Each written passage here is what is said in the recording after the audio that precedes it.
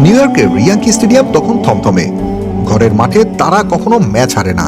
প্রতিপক্ষ inter Miami পিছিয়ে, সময় ফুরিয়ে আসছে। ইয়াঙ্কির স্টেডিয়ামের গ্যালারি তখন উৎকণ্ঠায় কাঁপছে। নিউ ইয়র্ক সিটির বিপক্ষে ইন্টার মায়ামি পিছিয়ে 2-1 গোলে। রেফারি বাঁশি বাজালেন, ফ্রি কিক পেলেন ইন্টার মায়ামি। চিরচেনার রূপে বল বসালেন মেসি। সবাই জানতো কি হতে যাচ্ছে। দুনিয়ার সব ক্যামেরা তখন মেসির বাঁ পায়ের দিকে।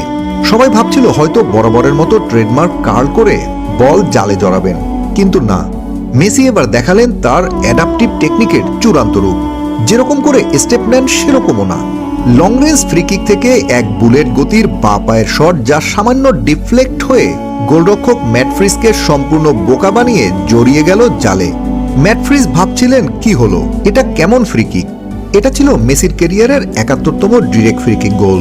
এই অর্জনের মাধ্যমে তিনি ফুটবল সম্রাট পেলেকে ছাড়িয়ে ইতিহাসের চতুর্থ সর্বোচ্চ ফ্রি কিক গোলদাতার আসনে বসেছেন। সামনে শুধু এখন ব্রাজিলিয়ান জুনিনহো, ভিক্টর লিগ্রোটাগোলি আর মার্সেনিলো কারিওকা। তাদের সমান হতে, তাদের স্পর্শ করতে মেসির আর দরকার মাত্র ৭টি ফ্রি কিক গোল। আর একটা ইন্টারেস্টিং বিষয় আপনাদের জানাই, ২০০৮ থেকে ২০২৬ সাল পর্যন্ত টানা ১৯ ক্যালেন্ডার ইয়ারে অন্তত একটি করে ফ্রি কিক গোল করার অতি মানবীয় রেকর্ডটি এখন শুধুই মেসির দখলে। এসব তো গেল, এবার আসুন আজকের এই ফ্রি কিকটা নিয়ে কথা বলি। কি অদ্ভুত অসামান্য গোলই না করলেন লিওনেল মেসি। ৩৮ বছর বয়সেও কিভাবে এত নিখুঁত লক্ষ্যভেদ। এর পিছনে রয়েছে এক জটিল বায়োমেকানিক্যাল সমীকরণ। তাহলে চলুন দেখি কি সেই বায়োমেকানিক্যাল সমীকরণ। মেসি যখন শট নেন, তার ডান পা ঠিক ৫০ ডিগ্রি অ্যাঙ্গেলে মাটিতে গেঁথে থাকে, যা তাকে সর্বোচ্চ ভারসাম্য দেয়। আচ্ছা, ডিফ্লেকশন স্ট্র্যাটেজি কি জানেন? মেসি জানতেন দূর থেকে সরাসরি কার্ল করা কঠিন হতে পারে, তাই তিনি বলের নিচের দিকে আঘাত করে ম্যাগনাস ইফেক্ট তৈরি করলেন। ফলে গায়ে বল লাগলেও তার গতিপথ গোলরক্ষকের নাগালের বাইরে চলে যায়। মেসির ফ্রি কিকের গোপন রহস্য তার শট নেয়ার পায়ে নয়, বরং তার প্ল্যান ফুট বা যে পা মাটিতে থাকে সেখানে।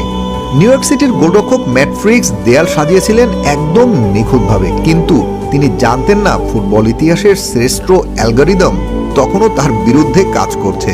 এখানে আরেকটা বিষয় হলো, সাধারণত দূরপাল্লার ফ্রি কিক নিতে গেলে বড় রান আপ দরকার হয়, কিন্তু মেসি নিলেন মাত্র কয়েক পা। কেন? কারণ তিনি চাননি তার মাথার মুভমেন্ট দেখে গোলরক্ষক বুঝতে পারুক তিনি কোথায় শট নেবেন।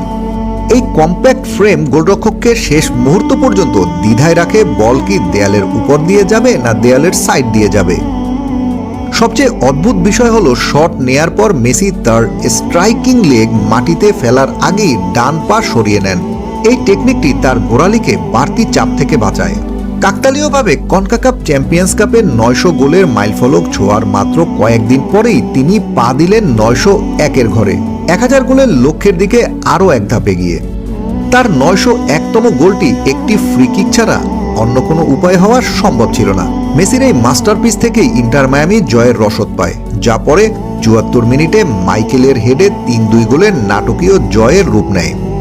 আর মাত্র ৭টি ফ্রি কিক গোল করলেই মেসি হবেন ফুটবল ইতিহাসের সেরা ফ্রি কিক টেকার। ৩৮ বছরের এই জাদুকর কি পারবেন বিশ্বকাপের আগেই ব্রাজিলিয়ান মার্সেলিনহো কারিওকারের ৭৮ গোলের সেই অজেয় পাহাড় ডিঙাতে? আপনার মতামত আমাদের কমেন্ট বক্সে জানান।